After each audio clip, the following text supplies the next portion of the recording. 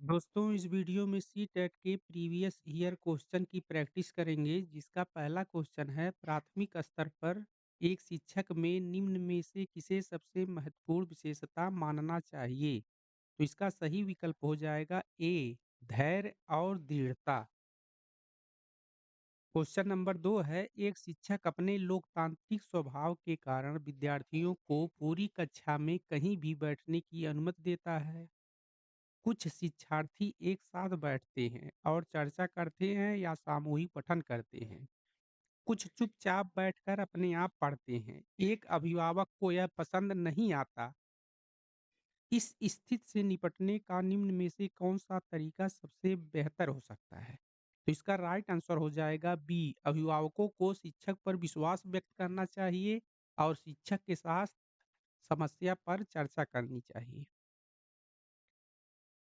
Question number 3 है, वह अवस्था जब बच्चा तार्किक रूप से वस्तुओं व घटनाओं के विषय में चिंतन प्रारंभ करता है। तो इसका सही आंसर हो जाएगा सी, मूर्त सक्रियात्मक अवस्था।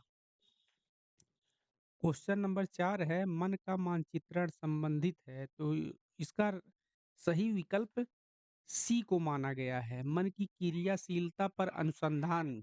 परंतु मन का मानचित्रण से संबंधित कहीं न कहीं विकल्प डी भी हो सकता है। क्वेश्चन नंबर 5 है, विशेष रूप से प्राथमिक स्तर पर विद्यार्थियों की सीखने संबंधी समस्याओं को संबोधित करने का सबसे बेहतर तरीका है। तो इसका सही आंसर हो जाएगा विकल्प डी, क्षमता के अनुरूप विभिन्न शिक्षण पद्धतियों का प्रयोग करना। क्वेश्चन नंबर 6 है, निम्न में से कौन सा शिक्षार्थियों में सृजनात्मकता का पोषण करता है।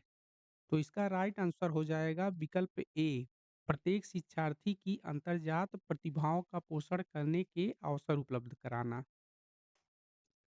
क्वेश्चन नंबर 7 है, पियाजे के अनुसार निम्नलिखित में से कौन सी अवस्था में बच्चा अमूर्त संकल्पनाओं के विषय में तार्किक चिंतन करना आरंभ कर देता है। तो उसका सही विकल्प हो जाएगा ए, औपचारिक संक्रियात्मक अवस्था, 12 वर्ष एवं ऊपर। क्वेश्चन नंबर 8 है, सीखना समृद्ध हो सकता है यदि यदि वास्तविक दुनिया से उदाहरणों को कक्षा में लाया जाए जिसमें विद्यार्थी एक दूसरे से अंतःक्रिया करें और शिक्षक उस प्रक्रिया को सुगम बनाए, अर्थात विकल्प डी सही हो जाएगा। क्वेश्चन नंबर 9 है, निम्न में से कौन से कथन को सीखने की प्रक्रिया की विशेषता नहीं मानना चाहिए। तो इसका सही आंसर हो जाएगा विकल्प डी, शैक्षिक संस्थान ही एकमात्र स्थान है जहां अधिगम प्राप्त होता है। तो यह विकल्प सही हो जाएगा, अर्थात सीखने की प्रक्रिया केवल विद्यालय तक ही नहीं सीमित है। क्वेश्चन नंबर 10 है, पांचवी कक्षा के दृष्टिबाधित विद्यार्थी के साथ है कक्षा में सामान्य रूप से व्यवहार किया जाना चाहिए और सर्वसिद्धि के माध्यम से सहायता उपलब्ध कराई जानी चाहिए, अर्थात विकल्प बी सही आंसर होगा। क्वेश्चन नंबर 11 है, निम्नलिखित में से कौन सा बच्चे की सामाजिक मनोवैज्ञानिक आवश्यकताओं के साथ संबंध नहीं है। तो इसका सही विकल्प हो जाएगा बी, शरीर में अपशिष्ट पदार्थों का नियमित रूप से बाहर आना।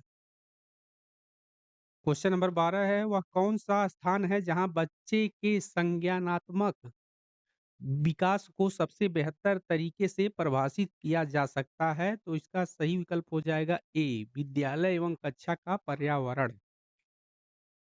क्वेश्चन नंबर 13 है, को एक अभिप्रेरित शिक्षण का संकेत माना जाता है, यानी किसको एक अभिप्रेरित शिक्षण का संकेत माना जाता है। इसका सही विकल्प हो जाएगा बी, विद्यार्थियों द्वारा प्रश्न पूछना।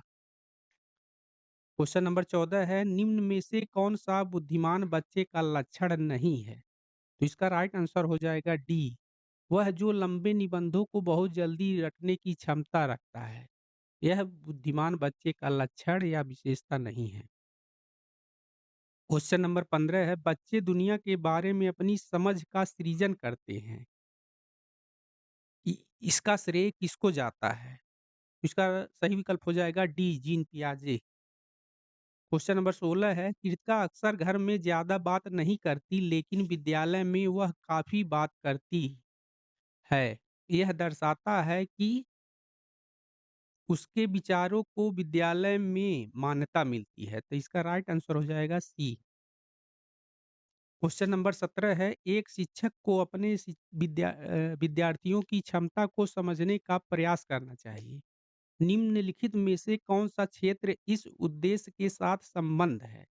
तो इसका सही विकल्प हो जाएगा सी, शिक्षा मनोविज्ञान। क्वेश्चन नंबर 18 है, सीखने की प्रक्रिया में अभिप्रेरणा। तो इसका सही विकल्प हो जाएगा सी, शिक्षार्थियों में सीखने के प्रति रुचि का विकास करती है। क्वेश्चन नंबर 19 है, शिक्षा के क्षेत्र में पाठ्यचर्या शब्दावली की ओर संकेत करती है, अर्थात किसकी ओर संकेत करती है? तो इसका सही विकल्प हो जाएगा ए, विद्यालय का संपूर्ण कार्यक्रम जिसमें विद्यार्थी प्रतिदिन अनुभव करते हैं। क्वेश्चन नंबर 20 है, निचली कक्षाओं में शिक्षण की खेल पद्धति मूल रूप से आधारित है। तो इसका राइट आंसर हो जाएगा बी, विकास एवं वृद्धि के मनोवैज्ञानिक सिद्धांतों पर। क्वेश्चन नंबर 21 है, एक बच्चा अतीत की समान परिस्थिति में की गई अनुक्रियाओं के आधार पर नई स्थिति के प्रति अनुक्रिया करता है। यह किससे संबंधित है? तो इसका सही आंसर हो जाएगा डी, सीखने का सादृश्य नियम। क्वेश्चन नंबर 22 है, निम्न में से कौन-सा प्रतिभाशाली होने का संकेत नहीं है?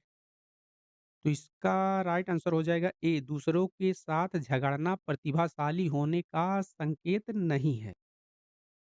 क्वेश्चन नंबर 23 है, विशेष आवश्यकता वाले बच्चों को शिक्षा उपलब्ध कराई जानी चाहिए। इसका सही विकल्प हो जाएगा डी, अन्य समान बच्चों के साथ। क्वेश्चन नंबर 24 है, आकलन को उपयोगी और रोचक प्रक्रिया बनाने के लिए के प्रति सचेत होना चाहिए, यानी किसके प्रति सचेत होना चाहिए? तो इसका राइट आंसर हो जाएगा बी, शैक्षिक और सह शैक्षिक क्षेत्रों में विद्यार्थियों के सीखने के बारे में जानकारी प्राप्त करने के लिए विविध तरीकों का प्रयोग करना। क्वेश्चन नंबर 25 है, डिसलेक्सिया किससे संबंधित है? इसका सही विकल्प हो जाएगा बी, पठन विकार। क्वेश्चन नंबर 26 है, बच्चों की सीखने की प्रक्रिया में माता-पिता को भूमिका निभानी चाहिए। तो इसका सही विकल्प हो जाएगा ए, अग्रोन्मुखी भूमिका निभानी चाहिए। क्वेश्चन नंबर 27 है, विकास कभी न समाप्त होने वाली प्रक्रिया है, यह विचार किससे संबंधित है? इसका सही आंसर हो जाएगा ए, निरंतरता का सिद्धांत। क्वेश्चन नंबर 28 है, सीखने के अंतःदृष्टि सिद्धांत को किसने बढ़ावा दिया? इसका राइट आंसर हो जाएगा विकल्प डी, गेस्टाल्ट सिद्धांतवादी। और इस सिद्धांत के बारे में बात करें तो इस सिद्धांत का प्रतिपादन जो है कोहलर ने किया था। और इस सिद्धांत को सूझ का सिद्धांत या गेस्टाल्ट सिद्धांत भी कहते हैं। गेस्टाल्ट सिद्धांतवादी मनोवैज्ञानिकों में वर्दिमर कोहका तथा कोहलर थे। क्वेश्चन नंबर 29 है, निम्नलिखित में से किस अवस्था में बच्चे अपने समवयस्क समूह के सक्रिय सदस्य हो जाते हैं? तो इसका राइट आंसर हो जाएगा किशोरावस्था। क्वेश्चन नंबर 30 है, बच्चों के बौद्धिक विकास की 4 विशिष्ट अवस्थाओं की पहचान की गई है। तो इसका राइट आंसर हो जाएगा विकल्प सी, जीन पियाजे द्वारा।